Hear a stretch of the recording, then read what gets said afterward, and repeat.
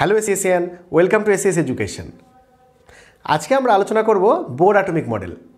আমরা আগের ক্লাসে আমরা লাইটের পার্টিকেল নেচার নিয়ে আলোচনা করেছিলাম, that is photo electric effect. সেই ফটো ইলেকট্রিক এফেক্টের কিছু থিওরিটিক্যাল পার্ট নিয়ে আমরা আলোচনা করেছি, আর সেখান থেকে কিছু গ্রাফিক্যাল প্লট এবং নিউমেরিক্যাল প্রবলেম সলভ করেছিলাম। এবার আজকে আমরা বোর অ্যাটমিক মডেল নিয়ে ডিসকাস করব। দেখো, খেয়াল করো, আমরা কয়েকটা লেকচার আগে সেখানে আমরা ওই অ্যাটমিক মডেল নিয়ে যখন আলোচনা করছিলাম, তো প্রথমেই থমসন প্লাম পুডিং মডেল বলে একটা মডেল আছে, যেটা বিজ্ঞানী জে থমসন দিয়েছিলেন আর কি, যেটা কোনো এক্সপেরিমেন্টাল প্রুফ ছিল না, পুরোটাই হাইপোথেটিক্যাল ছিল। কিন্তু পরবর্তীকালে যেটা দেখা যায় যে প্লাম পুডিং মডেলটা ফেল করে যায় বেশ কিছু কারণে। আচ্ছা, তারপরে যখন সেই প্লাম পুডিং মডেল ফেল করে গেল, সেখানে নতুন করে যে থিওরিটা বা নতুন করে যে মডেলটা আনার চেষ্টা করেছিলেন বিজ্ঞানী রাদারফোর্ড, তার আলফা স্ক্যাটারিং এক্সপেরিমেন্টের মাধ্যমে, সেটাকে বলা হয় রাদারফোর্ড আলফা স্ক্যাটারিং এক্সপেরিমেন্ট। সেই আলফা স্ক্যাটারিং এক্সপেরিমেন্টের মাধ্যমে তিনি ওই অ্যাটমের মধ্যে যে নিউক্লিয়াসের যে অবস্থান বা নিউক্লিয়াস বলে একটা জিনিস থাকে, সেটার কিন্তু তিনি প্রমাণ দিয়েছিলেন।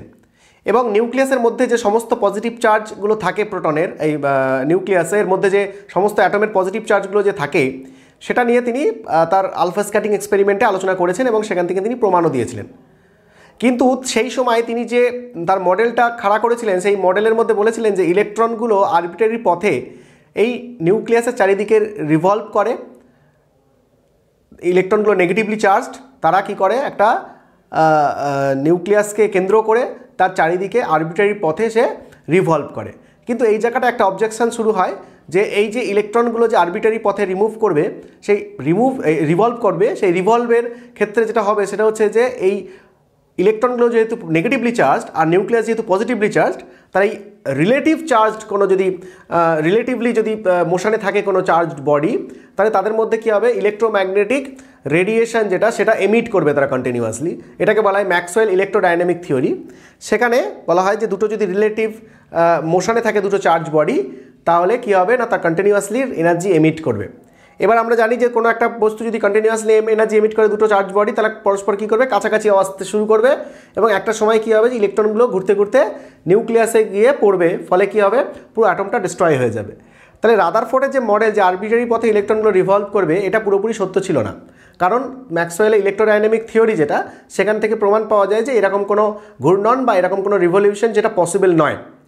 তো তারপরে কি, বোর অ্যাটমিক মডেল যখন আমরা পড়তে চাইছি, তার মানে অ্যাকচুয়ালি বিজ্ঞানী নিলস বোর তিনি এই যে সমস্যাটা সেটা ওভারকাম করার চেষ্টা করলেন এবং বিস্তর রিসার্চের মাধ্যমে তিনি কি করলেন, তার মডেলটাকে খাড়া করার চেষ্টা করলেন। যেখানে রাদারফোর্ড যেখানে ফেল হয়ে গিয়েছিল, যেখানে সে তার লিমিটেড হয়ে গিয়েছিল, সেখান থেকে তিনি আবার নতুন করে শুরু করলেন এবং যে নতুন থিওরিটা যেটা বা নতুন মডেলটা যিনি দিলেন, সেটা হচ্ছে বোর অ্যাটমিক মডেল বলে আমরা জানি। তো আজকে আমরা বোর অ্যাটমিক মডেলের যে স্বীকার্যগুলো বা পস্টুলেটসগুলো, সেগুলো আমরা আলোচনা করবো আর কি, যে বিজ্ঞানী নিলস বোর তার মডেলে কী কী কথাবার্তা বলে গেছেন আর কি। তো দেখো, শুরু করা যাক। আমরা বোর অ্যাটমিক মডেল নিয়ে আলোচনা করব আজকে।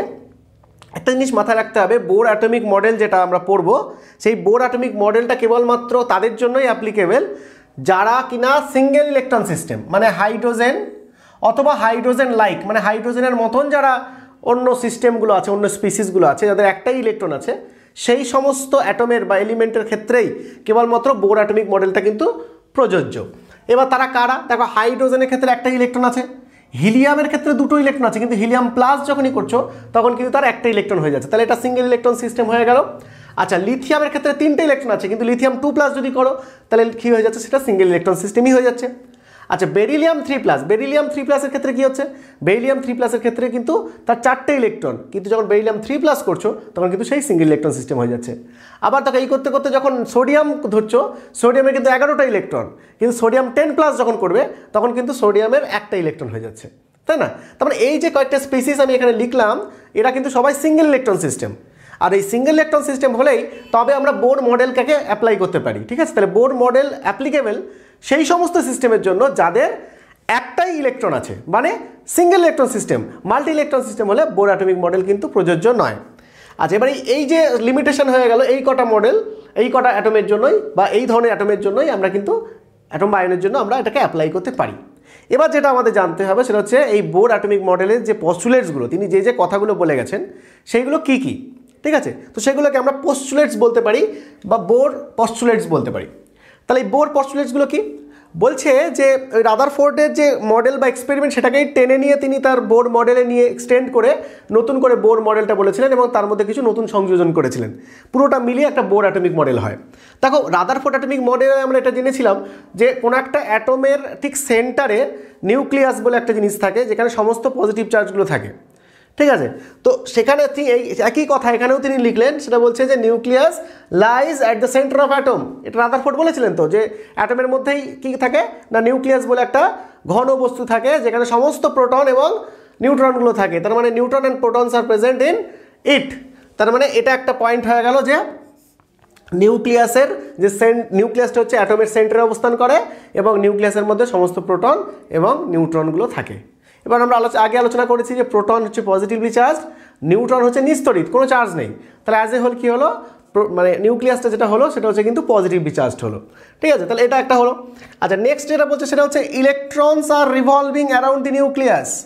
Electrons are revolving around the nucleus. Nucleus যে কেন্দ্রে আছে তার চারিদিকে ইলেকট্রনগুলো রিভলভ করছে in a spherical path which is called orbit. এইটা খুব ইম্পর্টেন্ট কথা, যেটা রাদারফোর্ড বলেনি। রাদারফোর্ড অরবিটের কোনো কনসেপ্ট দেয়নি। রাদারফোর্ড যেটা বলেছে যে নিউক্লিয়াসের চারিদিকে ইলেকট্রনগুলো ঘুরবে, তার মানে কিছু আরবিটারি পথে যে কোনো জায়গায় ঘুরতে পারে, তার কোনো লিমিটেশন ছিল না। কিন্তু ওইটা করে যেটা হয়েছে ম্যাক্সওয়েল ইলেকট্রোডাইনামিক থিওরি অনুযায়ী সেটা কিন্তু এক্সিস্টেন্স থাকার কথা নয় অ্যাটমের। সেই জায়গাটায় জাস্ট ওভারকাম করে তাকে সলিউশন দিল যে ইলেকট্রনগুলো রিভলভ করছে নিউক্লিয়াসের চারিদিকে একটা নির্দিষ্ট পথে, নির্দিষ্ট স্ফেরিক্যাল পথে, যেটা কন্টিনিউয়াসলি সে রিভলভ করছে। সেই কন্টিনিউয়াসলি রিভলভ করা যে পথটা, সেই পথটাকে বলা হচ্ছে কি অরবিট, বা বাংলায় যেটাকে বলা হয় কক্ষ। তাহলে অরবিটের যে কনসেপ্ট, অরবিটের যে ধারণা, এটা কিন্তু আমরা নিলস বোরের থিওরি থেকে বা নিলস বোরের পস্টুলেটস থেকে জানতে পারি। তাহলে আমরা যদি একটা তার ছোট্ট মডেল করি তাহলে সেরকম হয় যে এইরকম, এটা যদি একটা পুরোটা একটা অ্যাটম হয় তাহলে অ্যাটমের ঠিক মাঝখানে কী আছে না নিউক্লিয়াস। দেখো নিউক্লিয়াসের মাঝে আমি একটা পজিটিভ চার্জ দিয়েছি, তাহলে এই পজিটিভ চার্জটা কী রিপ্রেজেন্ট করছে? পজিটিভ চার্জটা রিপ্রেজেন্ট করছে হচ্ছে যা প্রোটন বা নিউট্রন যেগুলো আছে তাদের সম্মিলিত চার্জ। সেটা আমি একটু আগেই বললাম যে পজিটিভ হবে, কারণ প্রোটন কি পজিটিভ, নিউট্রন নিস্তড়িত, কোনো চার্জ নেই। তাহলে দুটো মিলিয়ে এই নিউক্লিয়াসের চার্জ কী হবে? পজিটিভ। তাই জন্য আমরা নিউক্লিয়াসকে যখনই রিপ্রেজেন্ট করব তখন তার মাঝে আমি একটা পজিটিভ সাইন দেবো, কারণ ওটা পজিটিভলি চার্জড।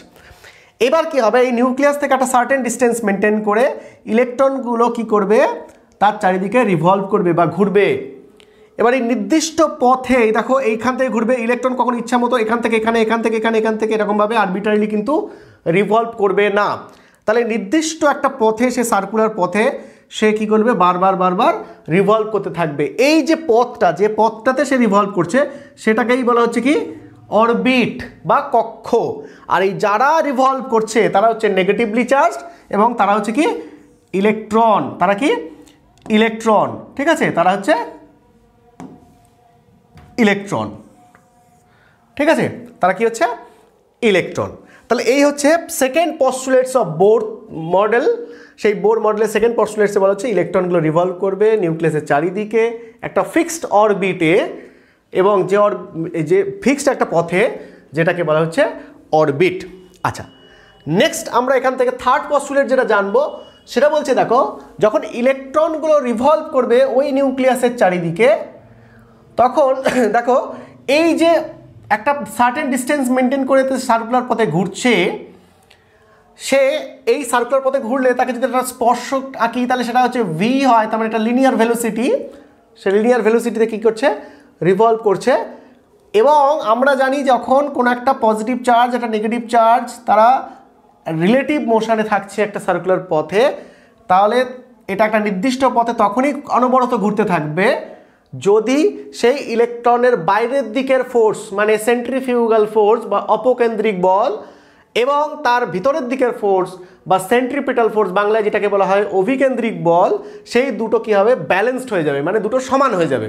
আমরা ছোটোবেলায় যখন পড়তাম তখন একটা এক্সাম্পল দেওয়া হতো যে হাতে যদি আমরা একটা আঙুলে যেটা সুতো বেঁধে তার মাথায় যদি একটা ইট বা ঢিল বেঁধে দিই, তাহলে এটাকে যখন ঘোরাবো আমরা, সেই ঘোরানোর সময় দেখবে একটা সার্কুলার পথে সে ঘুরতে থাকবে। এবং এই ঘুরতে থাকবে তখনই যদি ও বাইরের দিকে ছিটকে যাওয়ার জন্য যে বাইরের দিকে চেষ্টা করছে, সেই বাইরের দিকে যে ফোর্সটা, দ্যাট ইজ অপকেন্দ্রিক বল বা সেন্ট্রিফিউগাল ফোর্স, এবং সেই সুতোর যে টান ফোর্স, ইনার ফোর্স, সেইটাকে বলা হয় সেন্ট্রিপেটাল ফোর্স, এই দুটো ব্যালেন্স হয়ে যায়, তাহলেই সে অনবরত ঘুরতে পারবে। যদি ইমব্যালেন্স হয়, যদি সেন্ট্রিপিটাল ফোর্সটা বেশি হয়ে যায় তাহলে কিন্তু সে ঘুরতে পারবে না, সে কাছে চলে আসবে। আর যদি সেন্ট্রিফিউগাল ফোর্সটা কোনো কারণে বেশি হয়ে যায় সেন্ট্রিপিটালের থেকে, তাহলে কিন্তু সুতো ছিঁড়ে বেরিয়ে যাবে। তার মানে যদি একটা সার্কুলার অরবিটে, একটা যদি স্টেশনারি অরবিটে সে যদি ঘুরতে থাকে, এটা তখনই সম্ভব যদি দুটো ফোর্স ব্যালেন্স হয়ে যায়। তাহলে এখানে দুটো ফোর্স বলতে কি, দেখো বাইরের দিকে যে সেন্ট্রিফিউগাল ফোর্স, যেটাকে আমি এফ যদি বলি, তাহলে এফ ইকুয়াল টু কী হবে, এম ভি স্কোয়ার বাই আর, যে এই ডিস্টেন্সটাকে আর বলা হবে, এই দুটো ডিস্টেন্সটাকে বলে আর। তার লিনিয়ার ভেলোসিটি যদি ভি হয় আর এর মাস যদি এম হয়, তাহলে এর বাইরের দিকে যে ফোর্সটা হবে সেটাকে বলা হবে সেন্ট্রিফিউগাল ফোর্স, তার মানটা হবে এম ভি স্কোয়ার বাই আর। এবার আমি বলেছি কি এই বাইরের দিকের ফোর্সটা ভিতরের দিকের ফোর্সের সঙ্গে সমান হবে, কারণ সে সার্কুলার পথে ঘুরছে অরবিটে। তাহলে ভিতরের দিকে যে ফোর্সটা হবে সেটা দেখো, আমরা কুলম্বস ল যদি অ্যাপ্লাই করি Q1 Q2 by R square, তাহলে দুটো চার্জ বডি তাদের চার্জের অ্যামাউন্টের গুণফল ডিভাইড বাই তাদের ডিস্টেন্সের স্কোয়ার, তাহলে সেটাকে বলে কুলম্বস ল। সেটা কি হবে, এইখানে ধরো মনে করো জেডখানা প্রোটন আছে, প্রত্যেককে প্রোটনের চার্জ হচ্ছে প্লাস ই করে, তাহলে জেডখানা প্রোটনের চার্জ হচ্ছে জেড ই, ঠিক আছে। আচ্ছা, এবার ইলেকট্রন, একটা ইলেকট্রন যদি ঘোরে তার ইলেকট্রনের চার্জ ই, প্রোটনের চার্জ আর ইলেকট্রনের চার্জ সেম, শুধু সাইনটা আলাদা। তাহলে এটা একটাই যেহেতু ইলেকট্রন, তাহলে একটাই ই বসলো। এখানে যেহেতু জেডখানা প্রোটন আছে, তাহলে জেডখানা প্রোটন যদি থাকে তাহলে জেড ইন্টু ই, যে কটা প্রোটন থাকবে তার সঙ্গে ই গুণ করতে হবে। তাহলে আমরা যদি কুলম্বস ল অ্যাপ্লাই করি তাহলে কী হবে, Q1 Q2 by R square, সেখানে Q1টা হচ্ছে জেড ই, Q2 হচ্ছে ই, তাহলে Q1 ইন্টু Q2 কত হচ্ছে জেড ই স্কোয়ার বা জেড ই ইন্টু ই বা Z e square divided by তার ডিস্টেন্স কত আর, তার স্কোয়ার, তার মানে জেড স্কোয়ার বাই আর। এটা আমরা কুলম্বস ল থেকে আমরা জানতে পারি। তাহলে এটা অ্যাকচুয়ালি কী করছে, কুলম্বস ল বা এই যে ইলেকট্রোস্ট্যাটিক ফোর্স সেটা তার সেন্ট্রিপিটাল ফোর্সকে রিপ্রেজেন্ট করছে। এবার অ্যাকর্ডিং টু বোর মডেল বলছে ইলেকট্রনগুলো সার্কুলার অরবিটে রিভলভ করছে, তাহলে সার্কুলার অরবিটে যদি রিভলভ করে তাহলে অবশ্যই কী হবে, এই দুটো ফোর্স কী হয়ে যাবে, সমান হয়ে যাবে। তার মানে কি, ফর স্টেশনারি অরবিটে মোশনের জন্য কী হবে, F equal to F dash হবে, ঠিক আছে, F equal to F dash হবে।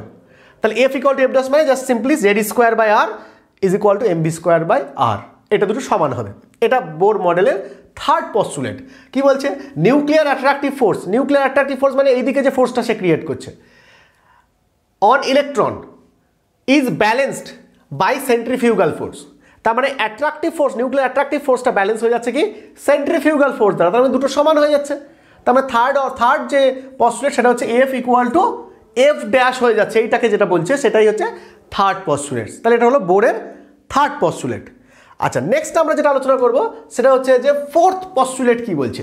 দেখো, ফোর পস্টুলেটকে এটাকে বলা হয় বোর কোয়ান্টাইজেশন প্রিন্সিপল।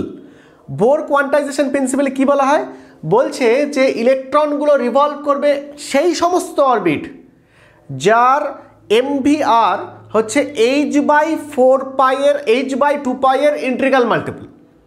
তারপর ইন্টিগ্রাল মাল্টিপল মানে কি, যেখানে n h/2π এর n গুণ হবে, n গুণিতক হবে এবং nটা হবে একটা ইন্টিজার, মানে 1 2 3 ডট ডট ডট।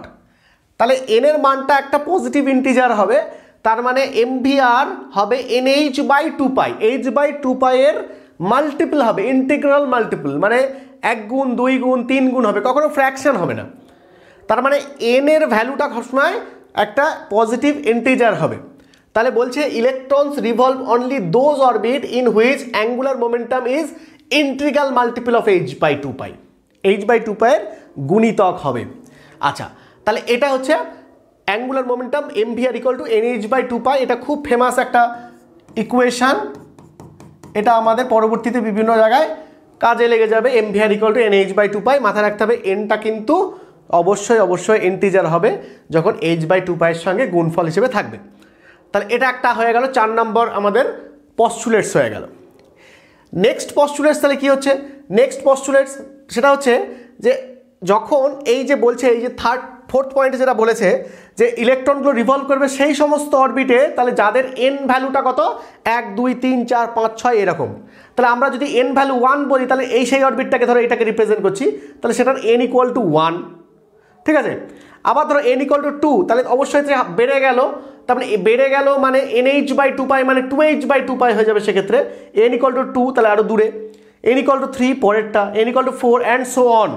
তার মানে এই যে অরবিটগুলো সেগুলো হবে নিউক্লিয়াস থেকে 1 2 3 4 5 6 এইভাবে পরপর একটা সার্কুলার অরবিট তৈরি করবে। প্রত্যেকের নাম হবে নাম্বারিং হবে 1 2 3 4। এই এন ভ্যালুটা রিপ্রেজেন্ট করবে হচ্ছে সেই অরবিটের সংখ্যা বা কততম অরবিট। এবার পরবর্তীতে কি হয়েছে না n = 1 যেটা সেটাকে আমরা কি হচ্ছে না ইংলিশের একটা লেটার দিয়ে রিপ্রেজেন্ট করতে পারি। প্রথম যেটা n = 1 সেটাকে আমরা k শেল বলি, n = 2 যদি হয় সেটাকে আমরা l শেল বলি, 3 যদি হয় তাহলে m শেল বলি, 4 যদি হয় তাহলে n শেল বলি। তাহলে k l m n o p q r এইভাবে পরপর চলতে থাকবে। তো n = 1 মানে অটোমেটিক্যালি সেটা k শেল রিপ্রেজেন্ট করবে। মানে যদি কোথাও বলে k শেল তাহলে তোমাকে বুঝতে হবে যে সেটা ফার্স্ট অরবিটের কথা বলা হচ্ছে। যদি বলা হয় সেটা কোথাও বলে যে l শেল তারপরে সেটা বুঝতে হবে তোমাকে সেকেন্ড অরবিটের কথা বলা হচ্ছে। যদি বলা হয় সেটা m শেল তাহলে সেটা বুঝতে হবে যে থার্ড অরবিটের কথা বলা হচ্ছে। যদি n শেল বলে তাহলে ফোর্থ অরবিটের কথা বলা হচ্ছে অ্যান্ড সো অন, এইভাবে চলতে থাকবে। তাহলে এটা আমরা এবার জানতে পারলাম। এবার সেখান থেকে পরিষ্কার বুঝতে পারবো যে আমাদের ফোর্থ যে প্রিন্সিপাল যেটা আমরা পস্টুলেট যেটা আমরা বোর্ড মডেলে পাচ্ছি সেটা বলছে অ্যাঙ্গুলার মোমেন্টাম mvr = nh/2π। তাহলে অ্যাঙ্গুলার মোমেন্টাম nh/2π মানে কি? তার মানে n যখন 1 হবে ফার্স্ট অরবিট তার অ্যাঙ্গুলার মোমেন্টাম কত হবে? সেটা হচ্ছে জাস্ট h/2π হবে, কারণ n = 1। যদি সেকেন্ড অরবিট হয় তাহলে সেকেন্ড অরবিটের mvr কত হবে, মানে অ্যাঙ্গুলার মোমেন্টাম কত হবে? মানে কোনো একটা ইলেকট্রন যদি সেকেন্ড অরবিটে রিভলভ করে তাহলে তার অ্যাঙ্গুলার মোমেন্টাম কত হবে? তার অ্যাঙ্গুলার মোমেন্টাম হবে 2h/2π। যদি থার্ড অরবিটের ক্ষেত্রে তার অ্যাঙ্গুলার মোমেন্টাম বার করা হয়, এখানে যদি কোনো একটা ইলেকট্রন রিভলভ করে তাহলে সেক্ষেত্রে তার কি বলা হবে? সেটা বলা হবে 3h/2π তার অ্যাঙ্গুলার মোমেন্টাম সেই ইলেকট্রনটার কৌণিক ভরবেগ। আর যদি ফোর্থ অরবিটে যদি কোনো ইলেকট্রন রিভলভ করে তার অ্যাঙ্গুলার মোমেন্টাম কত হবে? 4h/2π বা 4h/2π বা কি বলে 2h/π, মানে যদি আমরা সেটাকে কাটাকুটি করে নিই তার মানে এইরকমভাবে আমাদের কিন্তু আসবে ব্যাপারটা। এইবার পরের যে ফিফথ পয়েন্ট যেটা বলছে সেটা হচ্ছে এক্সাইটেশন অ্যান্ড ডি এক্সাইটেশন, এই যে প্রসেসটা সেইটা নিয়ে বলা হচ্ছে। দেখো মনে করো কোনো একটা ইলেকট্রন সে ফার্স্ট অরবিটে রিভলভ করছিল। দেখো এগুলো যদি আমি একটু ক্লিয়ার করে দিই। দেখো মনে করো কোনো একটা ইলেকট্রন ফার্স্ট অরবিটে রিভলভ করছিল, হ্যাঁ ফার্স্ট অরবিটে সে রিভলভ করছিল। এবার ওই ইলেকট্রনটাকে তুমি কি করছো, চাইছো যে ইলেকট্রনটাকে আমি ফার্স্ট অরবিট থেকে থার্ড অরবিটে বা কোনো একটা হায়ার অরবিটে আমি নিয়ে যাবো। এগুলো হায়ার অরবিট, তাহলে হায়ার অরবিটে নিয়ে যাব। তাহলে হায়ার অরবিটে যদি নিয়ে যেতে হয় তাহলে অবশ্যই তাকে বাইরে থেকে এনার্জি দিতে হবে, কারণ সে লো লেভেল থেকে হাই লেভেলে যাচ্ছে। তাহলে লো লেভেলে ছিল n = 1a, তাহলে সেখান থেকে যদি কোনো তার থেকে হায়ার লেভেলে যেতে হয় তাহলে সেখানে কিছু এনার্জি আমাকে দিতে হবে, এবং এই এনার্জিটা সে নিয়ে কি করবে, লো অরবিট থেকে হাই অরবিটে জাম্প করবে। এই যে ঘটনাটা লো অরবিট থেকে হাই অরবিটে জাম্প করা, এটাকে বলা হয় এক্সাইটেশন। মানে নিচে থেকে উপরের দিকে গেল, লো লেভেল থেকে হাই লেভেলে গেল, দ্যাট ইজ কল্ড এক্সাইটেশন। আমরা যখন এক্সাইট হই আমাদের দেখবে এনার্জি বেড়ে যায়। তাহলে কি হয়, তার মানে ওর এনার্জিটা অ্যাকসেপ্ট করছে, তাহলে এনার্জি বেড়ে গিয়ে ও লো লেভেল থেকে হাই লেভেলে চলে গেল, এটাকে বলা হয় এক্সাইটেশন। আর ঠিক অপোজিট যদি হয়, মানে কোনো হাই লেভেলে কোনো হাই অরবিট যদি থাকে হায়ার লেভেলে, সেখান থেকে তাকে যদি লোয়ার লেভেলে আনতে হয়, ধরো হায়ার কোনো একটা লেভেল থেকে ধরো 4 থেকে 2 বা 4 থেকে 1 বা 4 থেকে 3 এরকম যে কোনো হায়ার লেভেল থেকে যদি লোয়ার লেভেলে আনতে হয় তাহলে সে কী হচ্ছে, উঁচু লেভেল থেকে হাই লেভেল থেকে নিচের লেভেলে আসছে। তাহলে কি হবে, তার স্টেবিলাইজেশন হচ্ছে, তার মানে সে ডিএক্সাইটেড হচ্ছে। তাহলে এই ঘটনাটাকে বলা হয় ডিএক্সাইটেশন। তাহলে এক্সাইটেশনের জন্য যদি এনার্জি দিতে হয়, মানে এনার্জি সাপ্লাই করতে হয়, তাহলে ডিএক্সাইটেশনে কী হবে, সে এনার্জি রিলিজ করবে। তার মানে কোনো একটা ইলেকট্রন যদি হাই লেভেল থেকে লো লেভেলে আসে তাহলে কিন্তু কন্টিনিউয়াসলি এনার্জি এমিট করবে। তাহলে কন্টিনিউয়াসলি এনার্জি এমিট করবে মানে সে হাই লেভেল থেকে লো লেভেলে আসছে, তার মানে তাকে বলা হবে ডিএক্সাইটেশন। ওকে, তার মানে দুটো জিনিস আমরা এখান থেকে পাচ্ছি, যে যখন energy is absorbed by the system বা electron, it goes higher energy level. Energy যদি অ্যাবজর্ব করে তাহলেও হায়ার লেভেলে যাবে। আর উল্টো করে বললে হোয়েন এনার্জি ইজ রিলিজড, যখন এনার্জি রিলিজ করে দেবে তখন হাই লেভেল থেকে কি করবে, comes back to the lower energy লেভেলে চলে আসবে। তাহলে এটা হবে, ঠিক আছে। তাহলে দুটো ঘটনা আমরা এখান থেকে জানতে পারি, একটা হচ্ছে এক্সাইটেশন আর একটা কি ডিএক্সাইটেশন। তাহলে এখানে যদি আমরা সামারাইজ করি তাহলে কি হচ্ছে, যদি লোয়ার অরবিট থেকে হায়ার অরবিটে ইলেকট্রন যায় তাহলে এনার্জি কি করবে, অ্যাবজর্ব করবে প্লাস ই। তাহলে এই ঘটনাটাকে কি বলে, এই ঘটনাকে বলা হয় এক্সাইটেশন। আর যদি হায়ার অরবিট থেকে লোয়ার অরবিটে আসে, হায়ার অরবিট থেকে লোয়ার অরবিটে যদি আসে, তাহলে তাকে কি করতে হবে, এনার্জি ছেড়ে দিতে হবে মাইনাস অফ ই। তাহলে এনার্জি যদি ছেড়ে দেয় তাহলে হায়ার অরবিট থেকে লোয়ার অরবিটে আসবে, এই ঘটনাটাকে কি বলা হয়, ডি এক্সাইটেশন। ওকে, তাহলে এইটা হয়ে গেল হচ্ছে পয়েন্ট।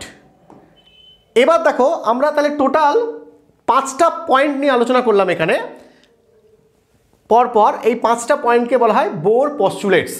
ঠিক আছে, ইম্পর্টেন্ট বোর পস্টুলেটস। পরীক্ষায় কোনো বোর পস্টুলেটস লিখতে দেয় না, বা তোমাদের কম্পিটিটিভ এক্সামে তো লিখতে দেওয়ার কোনো প্রশ্নই নেই, কারণ এমসিকিউ। কিন্তু ব্যাপারটাকে বুঝতে হবে, এই ইকুয়েশনটা লাগবে, এই কনসেপ্টটা লাগবে, বা আগের কনসেপ্টগুলো লাগবে। এবার এখান থেকে একটা কোশ্চেন আছে এই জায়গাটা থেকে। হ্যাঁ, দেখবে পরীক্ষার সময় তাড়াহুড়ো করতে গিয়ে অনেক সময় ভুল করে ফেলে। দেখো বলছে, দেখো খেয়াল করো, বলছে which of the following angular momentums show presence of electron in an orbit. একটা অরবিটে ইলেকট্রন থাকতে পারবে কিনা সেটা তার অ্যাঙ্গুলার মোমেন্টাম ভ্যালু থেকে বলতে হবে। কয়েকটা ভ্যালু দিয়ে দিয়েছে, এই ভ্যালুগুলো 9টা ভ্যালু থেকে তোমাকে বলতে হবে কোন কোন কেসে ওই অরবিটে ইলেকট্রন থাকতে পারবে। দেখো একটু আগেই মেমোরাইজ করো, আমরা যদি এই পয়েন্টটাকে দেখি, বলছে electrons revolve only those orbit, এই পয়েন্টটাকে খেয়াল করো, only those orbit in which angular momentum is integral multiple of h/2π। মানে h/2π এর সঙ্গে n একটা গুণ হবে, এই nটা অবশ্যই একটা ইন্টিজার ভ্যালু হতে হবে। তাহলে n h/2π, যেখানে h/2π এর সঙ্গে একটা ইন্টিগ্রাল মাল্টিপল বা পজিটিভ ইন্টিজার যদি গুণ থাকে, সেই অরবিটের ক্ষেত্রে ইলেকট্রন অবস্থান করতে পারবে, এটাই বলা হয়েছে। তাহলে এখন তাহলে আমাকে দেখতে হবে h/2π এর সঙ্গে যে গুণফলটা থাকছে সেটা কোনো ইন্টিজার কিনা। যদি ইন্টিজার হয় তাহলে সেই অরবিটে ইলেকট্রন থাকবে, নচেত থাকবে না। প্রথমটাই খেয়াল করো, প্রথমটাই বলা হচ্ছে h/2π, h/2π, তার মানে এখানে অবভিয়াসলি 1h/2π বলা যেতে পারে কিনা।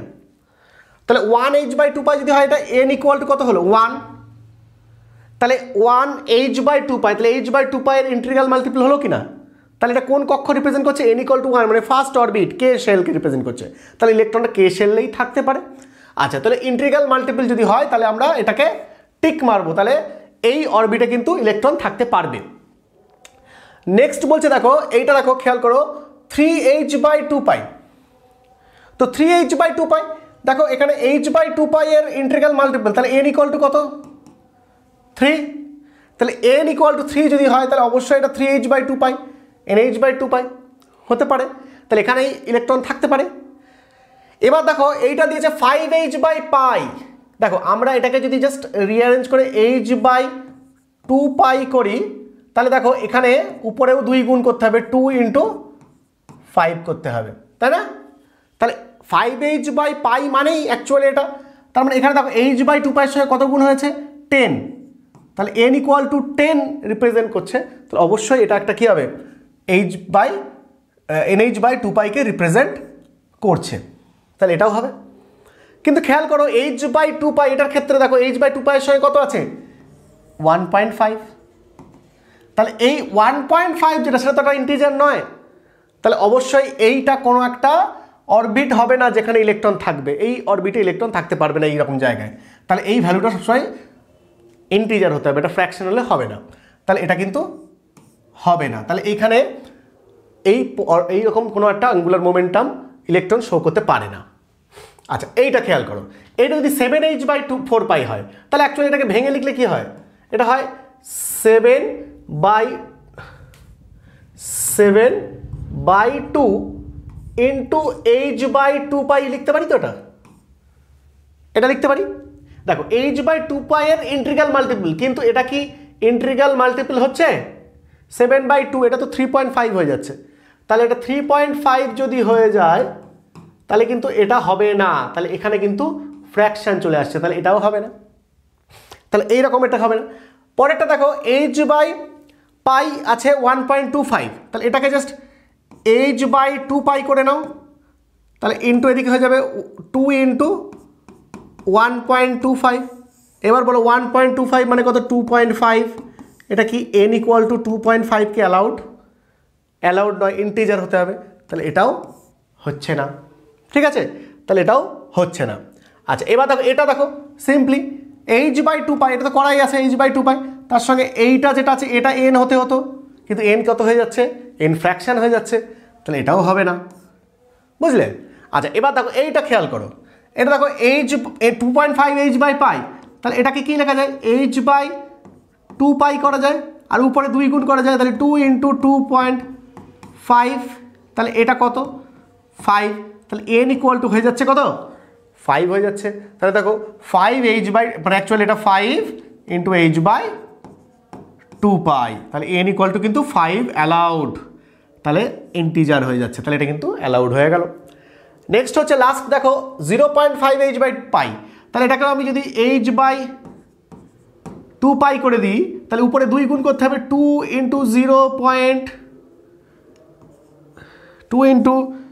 0.5 h/2π, তা কত এটা, এটা 1 × h/2π, তাহলে এটা কত n = কিন্তু 1, একটা ইন্টিজার আসছে, তাহলে এটাও কিন্তু হবে অ্যালাউড, যেমন এখানেও ইলেকট্রন থাকতে পারে। তার মানে এইরকম কিছু জিনিসপত্র দিয়ে তোমাকে কিন্তু জিজ্ঞেস করবে যে কোন ক্ষেত্রে, কোন অ্যাঙ্গুলার মোমেন্টামের ক্ষেত্রে ইলেকট্রন প্রেজেন্ট আছে, এটা রিপ্রেজেন্ট করবে ওই অরবিটে। তাহলে যে ক্ষেত্রে তুমি দেখবে যে h/2π এর ইন্টিগ্রাল মাল্টিপল হচ্ছে, সেটাই কিন্তু তোমার অ্যালাউড হবে। তাহলে এই ধরনের একটা কোশ্চেন এখান থেকে বোর মডেল থেকে ডাইরেক্টলি আসতে পারে, ঠিক আছে। তাহলে এই হলো বোর অ্যাটমিক মডেল। এবার এই বোর অ্যাটমিক মডেলে এরপরে এখান থেকে কিছু এর অ্যাপ্লিকেশান আমাদের পড়তে হবে, যে বোর যে অরবিটটা আমরা জানলাম যে একটা নির্দিষ্ট কক্ষে ইলেকট্রনগুলো রিভলভ করে, এই নির্দিষ্ট কক্ষ যেটা, সেই কক্ষের রেডিয়াস কত, তার ইকুয়েশান কি, সেটা আমাদের ডিটারমাইন করতে হবে, আর সেখান থেকে প্রবলেম সলভ করতে হবে। খুব ইন্টারেস্টিং এবং সেখান থেকে প্রচুর ইম্পর্টেন্ট বলা যায়, সেখান থেকে কোশ্চেন থাকেই প্রত্যেক পরীক্ষায়। আচ্ছা ইলেকট্রনগুলো যে রিভলভ করছে তার একটা লিনিয়ার ভেলোসিটি আছে, তাই সেই লিনিয়ার ভেলোসিটিটা কত, বিভিন্ন অরবিট চেঞ্জ করলে তার লিনিয়ার ভেলোসিটি চেঞ্জ হয়ে যাবে, তাহলে সেই ভেলোসিটির ইকুয়েশান কি, সেখান থেকে প্রবলেম সলভ করতে হবে। আবার ইলেকট্রনগুলো যে এই পার্টিকুলার অরবিটে রিভলভ করছে তার একটা পার্টিকুলার এনার্জি আছে, তাহলে সেই এনার্জিটা কত, নির্দিষ্ট অরবিট চেঞ্জ করলে এনার্জি চেঞ্জ হবে, সেটা কীরকমভাবে চেঞ্জ হবে, তারপরে সেই এনার্জি সংক্রান্ত কোশ্চেন। তারপর আরেকটা আছে হচ্ছে এক্সাইটেশন ডিএক্সাইটেশন নিয়ে, যেটা আমরা আলোচনা করলাম, ইলেকট্রন এখান থেকে এখানে জাম্প করলো, তাহলে জাম্প করলে এনার্জি দিতে হবে, কিন্তু কতটা এনার্জি দিতে হবে, কতটা জাম্প করলে কতটা এনার্জি দিতে হবে, বা কতটা ডিএক্সাইট হলে কতটা এনার্জি সে রিলিজ করবে, এটাকে বলা হয় ট্রানজিশন এনার্জি ΔE। তাহলে সেই ট্রানজিশন এনার্জি সংক্রান্ত বিষয় নিয়ে আলোচনা করতে হবে। তো এই এন্টায়ার কিছু জিনিসপত্র আমাদের আলোচনা করতে হবে এখান থেকে, radius, velocity, energy, transition energy etcetera. এই যে আলোচনাগুলো একে একে আমরা পরের লেকচার থেকে শুরু করব, খুবই ইম্পর্টেন্ট, কেউ মিস করবে না এটা। আজকে তাহলে আমাদের বোর অ্যাটমিক মডেল নিয়ে আলোচনা হলো, আজকে আমাদের এ পর্যন্ত থাকবে। Thank you.